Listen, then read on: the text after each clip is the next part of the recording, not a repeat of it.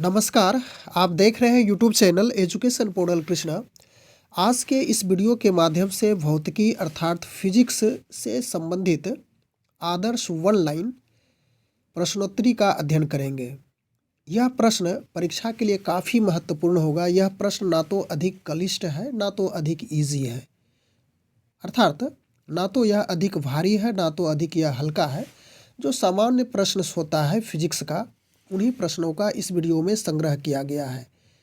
इतना प्रश्न तो जानना आवश्यक हो जाएगा आप अपनी परीक्षा की तैयारी के लिए।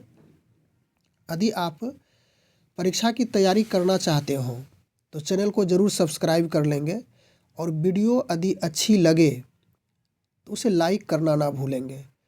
इनमें सभी प्रश्नों का हम लोग जहाँ पे ज़रूरत होगी उनको एक्सप्लेन अर्थात विश्लेषण भी करते चलेंगे। जहाँ जहाँ जिन प्रश्न की आवश्यकता होगी विश्लेषण करने की, उनको हम लोग करते हुए आगे बढ़ेंगे। तो चलिए प्रश्न की शुरुआत करते हैं। पहला प्रश्न है, मात्रक के प्रकार है। यह यूनिट एंड डायमेंशन चैप्टर से लिया गया है और उतना भारी प्रश्न संग्रहित नहीं है। यहाँ पर सिंपल प्रश्न ही देखेंगे यूनिट एंड डायमेंशन का। तो मात्रक के प्रकार है। मात्रक सामान्य रूप से दो प्रकार के होते हैं। मात्रक को दो भागों में विभक्त किया गया है। पहला है मूल मात्रक और दूसरा है व्युत्पन्न मात्रक। मूल मात्रक को अंग्रेजी में फंडामेंटल यूनिट्स कहा जाता है और व्युत्पन्न मात्रक को डिराइव्ड यूनिट के रूप में जाना जाता है। तो चलिए, हम लोग को अंग्रेजी जानने की आवश्यकता नहीं है, लेकिन साइंस है, कहीं कहीं जिसकी आवश्यकता होगी उसको हम लोग देखते चलेंगे। तो मुख्य रूप से मात्रक को दो भागों में विभाजित किया गया है। पहला मूल मात्रक और दूसरा है व्युत्पन्न मात्रक। इसके बाद दूसरा प्रश्न है, मूल मात्रकों की संख्या है। मूल मात्रकों की संख्या कितनी है? तो मूल मात्रकों की संख्या जो कि फंडामेंटल यूनिट्स है उसकी संख्या सिर्फ 7 ही होती है, जिसमें पहला है लंबाई, दूसरा है द्रव्यमान, तीसरा है समय, ताप, विद्युत धारा, ज्योति तीव्रता और सातवां है पदार्थ का परिमाण। तो इसमें लंबाई की बात करें तो लंबाई के लिए एसआई मात्रक मीटर हो जाता है, एसआई यूनिट। उसके बाद द्रव्यमान के लिए किलोग्राम होता है, फिर समय के लिए सेकेंड, और ताप का होता है केल्विन, जिसे के से सूचित किया जाता है। विद्युत धारा का एसआई मात्रक एम्पियर होता है, जिसे ए से सूचित करेंगे। और ज्योति तीव्रता का एसआई मात्रक कैंडिला, जिसे सीडी से सूचित किया जाता है। और पदार्थ का परिमाण, इसका एसआई मात्रक मोल होता है, जिसे एमओएल से सूचित किया जाता है। तो इस प्रकार से इस प्रश्न के माध्यम से हम लोग समझे कि मूल मात्रकों की संख्या 7 है, और जो 7 मात्रक है उसको भी देखें, और इसका यानी कि जो मूल मात्रक है उसको देखो, और इसका एसआई मात्रक क्या है इसका भी अध्ययन किए। इसके बाद अगले प्रश्न में हम लोग चलते हैं। बहुत लंबी दूरी मापने के लिए प्रयोग किया जाता है, यानी कि दूरी को सूचित करने के लिए डिस्टेंस, जो कि लॉन्ग डिस्टेंस हो, उसको मापने के लिए प्रकाश वर्ष का प्रयोग किया जाता है। यानी कि पूछा जाएगा कि प्रकाश वर्ष से क्या मापा जाता है, तो यह लंबी दूरी मापने के लिए मात्रक के रूप में प्रयोग किया जाता है। और यहीं पे कुछ बातें कर लें मोटा मोटी। एक प्रकाश वर्ष में 9.46 गुना 10⁻15 मीटर होता है। और इसे यदि किलोमीटर में कन्वर्ट करें तो 9.46 गुना 10⁻12 किलोमीटर। यानी एक प्रकाश वर्ष में यदि मीटर में पूछा जाए तो 9.46 गुना 10⁻15 मीटर, और वहीं पे यदि किलोमीटर में पूछा जाए तो 9.46 गुना 10⁻12 किलोमीटर होता है। चौथा नंबर प्रश्न है, दूरी मापने की सबसे बड़ी इकाई है। दूरी मापने के लिए एक इकाई पारसेक भी होती है। पारसेक दूरी मापने की इकाई होती है। और एक पारसेक में 3.26 प्रकाश वर्ष होता है, यानी कि एक पारसेक, इसे भी याद रखेंगे, एक पारसेक बराबर 3.26 लाइट ईयर यानी कि प्रकाश वर्ष होता है। और 3.26 प्रकाश वर्ष में 3.08 गुना 10⁻16 मीटर होता है। तो दूरी मापने की सबसे बड़ी इकाई पारसेक भी होती है। दूरी मापने की इकाई प्रकाश वर्ष भी होता है।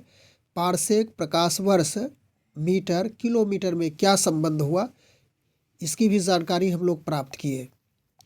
आगे है 5वां नंबर प्रश्न, बल का एसआई पद्धति में, यानी कि बल का एसआई पद्धति में, एसआई सिस्टम में मात्रक न्यूटन होता है। और इससे भी रिलेटेड बात की जाए तो एसआई पद्धति में न्यूटन, और यहीं पे पूछा जाए कि सीजीएस सिस्टम में, यानी सीजीएस पद्धति में, सीजीएस पद्धति में इसका मात्रक डाइन हो जाता है, डाइन। तो न्यूटन और डाइन में एक संबंध है, यानी कि 1 न्यूटन बराबर 10⁻5 डाइन होता है, यानी कि 1 न्यूटन में 10⁻5 डाइन। इसके बाद अगला प्रश्न है 6ठा नंबर, कार्य का एसआई मात्रक है, यानी कि कार्य का एसआई मात्रक जूल होता है। और सीजीएस पद्धति में, सीजीएस पद्धति में कार्य का एसआई मात्रक अर्ग होता है, अर्ग। और जूल और अर्ग में यदि संबंध पूछे तो 1 जूल बराबर 10⁻7 अर्ग, इसे भी याद रखेंगे। अगला प्रश्न है 7वां नंबर, अदिश राशि है। तो अदिश राशि की परिभाषा हम लोग पहले समझ लेते हैं कि वैसी राशियाँ जिसमें सिर्फ परिमाण हो, दिशा नहीं हो, तो वह अदिश राशि कहलाती है। और अदिश राशियाँ है द्रव्यमान, चाल, आयतन, कार्य, समय, ऊर्जा, विद्युत धारा, ताप इत्यादि, यह सभी अदिश राशियाँ होती है। 8वां नंबर प्रश्न है, सदिश राशि है। तो सदिश राशि की परिभाषा, सदिश राशि का सबसे पहले हम लोग डिफिनेशन समझ लेते हैं कि वैसी राशियाँ जिसमें दिशा और परिमाण दोनों होती है, सदिश राशि कहलाती है। तो सदिश राशि का उदाहरण है वेग, विस्थापन, बल, त्वरण। तो इसमें एक सामान्य सी बातें हैं, यानी कि एक ट्रिक की माध्यम से हम लोग इसको समझें। तो सदिश राशि में समान रूप से जितनी भी राशियाँ होती है उसमें वो या तो फिर बो लगा रहेगा। कुछ है ऐसी राशियाँ जो कि अपवाद स्वरूप है, एक्सेप्शन केसेस है, उसको छोड़ देंगे। तो सामान्यतः ओ और बो वाले जितने भी राशियाँ हो वह सदिश राशि के अंतर्गत होते हैं। उसके बाद 9 नंबर प्रश्न है, न्यूटन के गति के नियम है, यानी कि न्यूटन के गति के कितने नियम हैं। तो न्यूटन के गति के 3 नियम हैं, प्रथम गति नियम, द्वितीय गति नियम और तृतीय गति नियम। सभी की परिभाषा अलग अलग होती है। तो न्यूटन, यह जो न्यूटन साहब थे, ये भौतिकी के पिता के रूप में जाने जाते थे। यदि कहे कि भौतिकी का पिता, भौतिकी का जनक, फादर ऑफ फिजिक्स कौन है, तो न्यूटन ही बताएंगे। और इन्होंने एक पुस्तक लिखी थी, प्रिंसिपिया, प्रिंसिपिया, इसे याद रखेंगे। और इसी पुस्तक प्रिंसिपिया में सर्वप्रथम गति के नियम को न्यूटन के द्वारा प्रतिपादित किया गया था। हम लोग ज़्यादा तह में, ज़्यादा गहराई में जाने का प्रयास नहीं करेंगे। 10 नंबर प्रश्न है, प्रथम गति नियम को कहा जाता है, यानी प्रथम गति नियम को क्या कहा जाता है। गैलीलियो का नियम, यदि कहे कि गैलीलियो का नियम क्या है, तो प्रथम गति का नियम ही सूचित होगा। जड़त्व का नियम भी इसे ही कहा जाता है, प्रथम गति के नियम को। तो गैलीलियो का नियम या तो जड़त्व का नियम न्यूटन के प्रथम गति नियम को ही कहा जाता है। अगला प्रश्न है 11 नंबर, न्यूटन के प्रथम गति नियम से परिभाषा मिलती है, यानी न्यूटन के प्रथम गति नियम से किसकी परिभाषा मिलती है, यह पूछा गया है। तो न्यूटन के प्रथम गति नियम से बल की परिभाषा मिलती है, और बल की परिभाषा यदि कही जाए तो बल वह भौतिक राशि है जो किसी वस्तु या किसी पर लगकर उसके दिशा में परिवर्तन करता है या तो परिवर्तन करने की चेष्टा करता है, बल कहलाता है। इसके बाद हम लोग अगला प्रश्न 12 नंबर में आ चुके हैं। किसी वस्तु का द्रव्यमान और वेग का गुणनफल क्या कहलाता है। तो किसी वस्तु का द्रव्यमान यानी कि मास और वेलोसिटी यानी कि एम गुना भी यदि कहें तो यह संवेग के रूप में जाना जाता है। एम गुना भी संवेग होगा, और संवेग हम लोग समझ चुके हैं कि यह सदिश राशि है। और यदि इसका एसआई मात्रक लिखा जाए तो द्रव्यमान का केजी हो गया किलोग्राम, और वेग का मीटर प्रति सेकंड होता है यानी कि केजी मीटर प्रति सेकंड। संवेग का एसआई मात्रक हुआ। इसके बाद 13 नंबर प्रश्न है, बल और समय के गुणनफल को कहा जाता है। तो बल यानी कि फोर्स और टाइम, इसका गुणनफल कर दिए तो यह आवेग कहलाता है। और इसका एसआई मात्रक, तो बल का एसआई मात्रक न्यूटन और समय का एसआई मात्रक सेकंड यानी कि न्यूटन सेकंड आवेग का एसआई मात्रक होता है। इसके बाद हम लोग 14 नंबर प्रश्न में आ चुके हैं। उत्तोलक के कितने प्रकार के हैं, यानी उत्तोलक के कितने प्रकार हैं। उत्तोलक के कितने प्रकार हैं, तो उत्तोलक के 3 प्रकार हैं। पहला होता है प्रथम श्रेणी का उत्तोलक, दूसरा है द्वितीय श्रेणी का, और तीसरा है तृतीय श्रेणी का उत्तोलक। तो प्रथम श्रेणी के उत्तोलक में उदाहरण स्वरूप कुछ बातें कर लेते हैं। कैंची, इसके बाद पिलास, और भी साइकिल का ब्रेक या हैंड पंप, यह प्रथम श्रेणी का उत्तोलक होता है। वहीं पे द्वितीय श्रेणी के उत्तोलक के अंतर्गत सरौता, इसके बाद नींबू निचोड़ने की जो मशीन होती है वह भी द्वितीय श्रेणी का ही उत्तोलक है।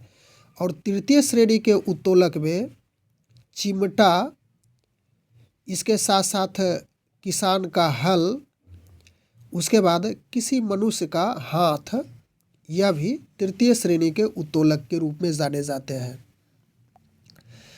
अगला प्रश्न है 15 नंबर, बल और विस्थापन यानी कि फोर्स और विस्थापन के गुणनफल, तो यह कार्य के रूप में जाना जाता है।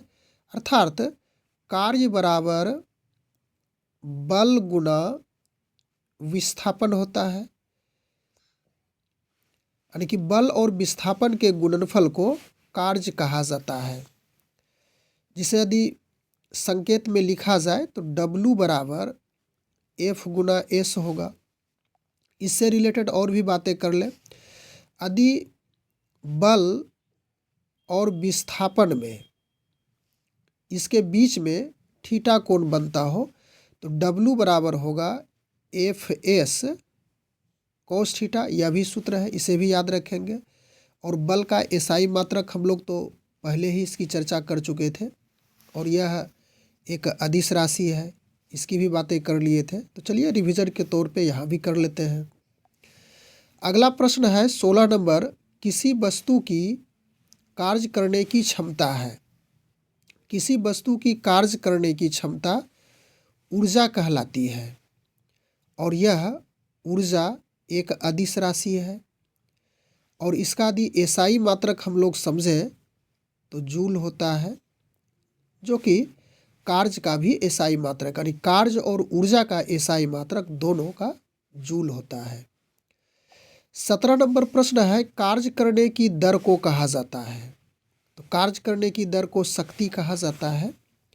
शक्ति बराबर कार्य बटे समय होता है, कार्य बटे समय। और इसका एसआई मात्रक कहें तो कार्य का हो गया जूल, जूल प्रति सेकेंड और इसी जूल प्रति सेकेंड को वाट कहा जाता है। अर्थात शक्ति का एसआई मात्रक वाट होता है। अगला प्रश्न है 18 नंबर, सार्वत्रिक गुरुत्वाकर्षण नियतांक है। तो कैपिटल जी को सार्वत्रिक गुरुत्वाकर्षण नियतांक कहा जाता है और इसका एक वैल्यू होता है 6.67 गुना 10⁻⁻11 न्यूटन मीटर स्क्वायर प्रति केजी स्क्वायर। इसके बाद 19 नंबर प्रश्न है, गुरुत्व जनित त्वरण है। गुरुत्व जनित त्वरण जी यानी स्मॉल जी को गुरुत्व जनित त्वरण कहा जाता है। इसका भी एक वैल्यू होता है जी इक्वल टू 9.8 मीटर प्रति सेकेंड स्क्वायर। अगला प्रश्न है 20 नंबर, जी के मान में परिवर्तन यानी कि जी का जो गुरुत्व जनित त्वरण है उसके मान में परिवर्तन किस प्रकार से होता है, इसकी चर्चा हम लोग कर लें। पृथ्वी की सतह से ऊपर या नीचे जाने पर जी का मान घटता जाता है। ध्रुव पर सबसे अधिक जी का मान होता है, चाहे उत्तरी ध्रुव हो या दक्षिणी ध्रुव हो, वहाँ पे स्मॉल जी का मान सबसे अधिक होता है और विषुवत रेखा पर सबसे इसका मान कम होता है। इसके बाद जी से संबंधित और भी कुछ बातें हैं। पृथ्वी के घूर्णन गति बढ़ने पर यानी पृथ्वी के घूर्णन गति को यदि बढ़ा दिया जाए तो जी का मान स्मॉल जी का मान कम हो जाता है और पृथ्वी के घूर्णन गति घटने पर जी का मान यानी पृथ्वी के घूर्णन गति घटने पर जी का मान बढ़ जाता है। अगला प्रश्न है 21 नंबर, भू अस्थायी उपग्रह की ऊंचाई होती है, यह 36,000 किलोमीटर होती है। भू स्थिर उपग्रह कहने का अर्थ हो गया कि जो कृत्रिम उपग्रह है, जो मनुष्य के द्वारा बनाया गया है, कक्षा में जब सेटल किया जाता है तो पृथ्वी से इसकी ऊंचाई 36,000 किलोमीटर तक होती है, यही पूछा गया है। इसके बाद 22 नंबर प्रश्न है, पलायन वेग का मान होता है यानी पलायन वेग एक इस प्रकार का वेग है, पृथ्वी तल से जब किसी वस्तु को 11.2 किलोमीटर प्रति सेकेंड यानी कि एक सेकेंड में 11.2 किलोमीटर की गति से पृथ्वी की सतह से किसी वस्तु को यदि अंतरिक्ष में भेजा जाता है तो वह पुनः पृथ्वी तक नहीं लौटती है। तो इसी प्रकार के वेग को यानी ऐसे ही वेग को पलायन वेग कहा जाता है। अगला प्रश्न है 23 नंबर, दाब का एसआई मात्रक है। दाब का एसआई मात्रक पास्कल होता है। तो दाब बराबर यदि हम इस बात को समझें तो दाब का यहाँ पे हो जाएगा कि दाब बराबर बल बटे क्षेत्रफल और दाब का एसआई मात्रक यदि हम लोग जानना चाहें तो बल का हो गया न्यूटन बटे क्षेत्रफल का मीटर स्क्वायर होगा यानी कि न्यूटन प्रति मीटर स्क्वायर और इसी को कहा जाता है पास्कल। इसके बाद अगला प्रश्न है 24 नंबर, वायुमंडलीय दाब का एसआई मात्रा। वायुमंडलीय दाब का एसआई यूनिट बार होता है और एक बार में 10⁻5 न्यूटन प्रति मीटर स्क्वायर होता है। इसके बाद अंतिम प्रश्न में आ चुके हैं, पृथ्वी की सतह से ऊपर जाने पर वायुमंडलीय दाब होता है यानी कि पृथ्वी की सतह से पृथ्वी का जो लेवल है, पृथ्वी का जो सरफेस है उससे ऊपर जाने पर वायुमंडलीय दाब कमते जाता है। इसी कारण से पहाड़ों पर खाना देर से बनता है यानी कहा जाता है कि जब पहाड़ पे खाना बनाने के लिए चलेंगे यानी कि पृथ्वी की सतह से ऊंचाई पर चलेंगे तो वहाँ खाना देर से बनता है। और इसका एक अन्य उदाहरण है कि वायुमंडल में बैठा यानी वायुयान में, वायुमंडल में नहीं, वायुमंडल में जब वायुयान उड़ता है तो उसमें वायुयान में बैठा व्यक्ति का फाउंटेन पेन से स्याही रिसने लगती है और वायु दाब मापने के लिए एक यंत्र का प्रयोग किया जाता है जिसे बैरोमीटर के रूप में जाना जाता है। बैरोमीटर से संबंधित और भी बातें कर लें यहाँ पे। आंधी आने की यदि संभावना हो तो बैरोमीटर का पाठ्यांक एकाएक गिर जाता है। यदि वर्षा की संभावना हो तो बैरोमीटर का पाठ्यांक धीरे धीरे नीचे गिरता है। और यदि दिन साफ होने की बातें रहती है, दिन साफ सुथरी हो, ना तो आंधी तूफान हो, ना तो वर्षा आने की संभावना हो, तो वैसी स्थिति में बैरोमीटर का पाठ्यांक धीरे धीरे ऊपर चढ़ते जाता है। तो इस प्रकार से फिजिक्स से रिलेटेड हम लोग यहाँ पे 25 प्रश्न का अध्ययन किए, लेकिन इससे संबंधित जो पार्ट्स प्रश्न होता है उसका भी अध्ययन करते हुए गए। तो इस प्रकार से देखा जाए तो इस वीडियो के माध्यम से लगभग 50 प्रश्न निश्चित रूप से हम लोग पढ़ चुके होंगे, उससे भी अधिक हो गया होगा। तो आज के इस वीडियो के माध्यम से हम लोग इतनी ही जानकारी इकट्ठा करने का प्रयास किए। मिलते हैं अगले वीडियो में। वीडियो देखने के लिए थैंक्स फॉर वॉचिंग।